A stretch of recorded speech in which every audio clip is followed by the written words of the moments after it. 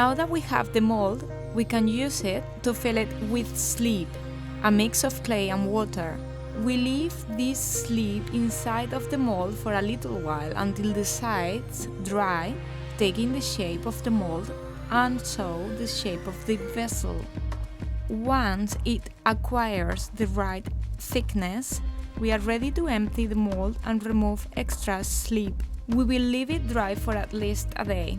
After that, the mold is ready to be opened because our model is hard enough to not break. We will then take our model out and hand polish the rough edges until they are smooth enough. In Mariposa Negra, no glass is ever the same, in order to provide our customers a unique experience. Don't forget to follow our YouTube channel so you don't miss the rest of the episodes. Like and share.